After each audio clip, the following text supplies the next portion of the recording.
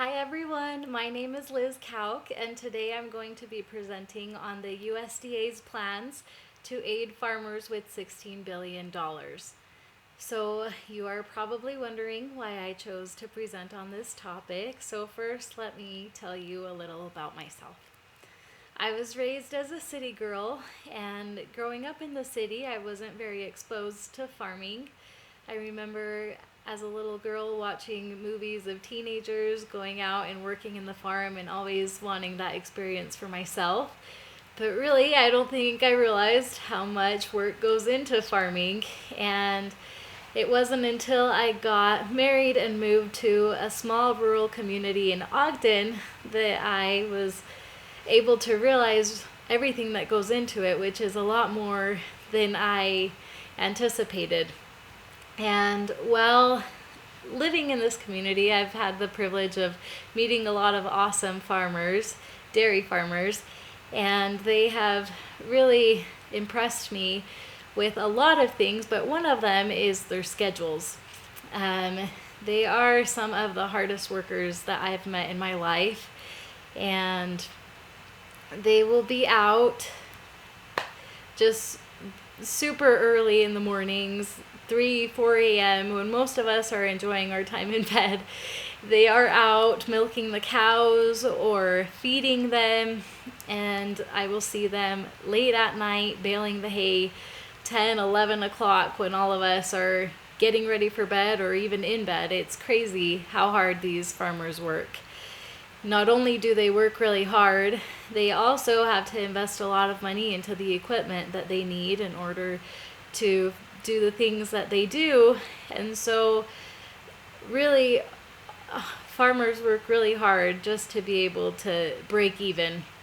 And because of that, it's not a surprise that a lot of people are steering away from this industry. And just since the year 2007, even, farms have steadily been dropping in the United States. In 2007, the number of farms was 2,204,600, and in 2018, that number had dropped to 2,029,200. So that is a pretty drastic drop if you think about it. And why does all of this matter to us? Well, all farmers are the ones who help provide food on our tables. And really, they shouldn't have to work that hard to be able to provide food for their families. In the article, it talks about how U.S. farmers raise more food than the country can consume, leaving the U.S. agricultural industry more reliant on exports and productivity grows. As productivity grows, sorry. The past year's trade disputes have turned into a liability for a lot of farmers, not to mention the recent weather. Scotty Harriman, who is a farmer in northeastern Oklahoma, grows corn, soybeans, and wheat, and the springtime flooding that we had this year wiped out most of his corn crop and forced him to instead plant soybeans.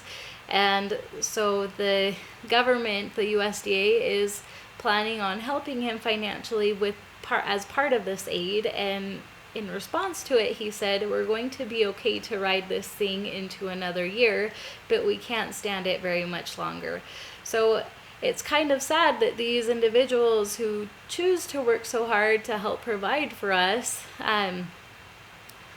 are having to struggle so much financially. Really, if you think about it, if we didn't have food on our tables, there would be a lot more hungry people out there, and that would definitely not be a good thing.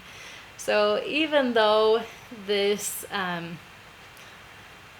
aid that the government is providing to farmers is a good thing, I think one thing that really surprised me and caught my attention that I've learned about since living out here is all the laws and regulations that farmers have and the costs that they can charge for their work.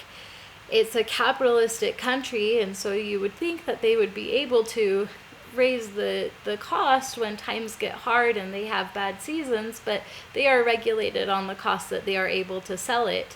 And so I think that one of the solutions would be if they were able, like everyone else, to be able to set the prices when yours are a little bit harder. And I know a lot of things go into it, but that is something that I think would really help and would prevent the government from having to step in and do aids like this that are so drastic if they were able to help themselves in that way.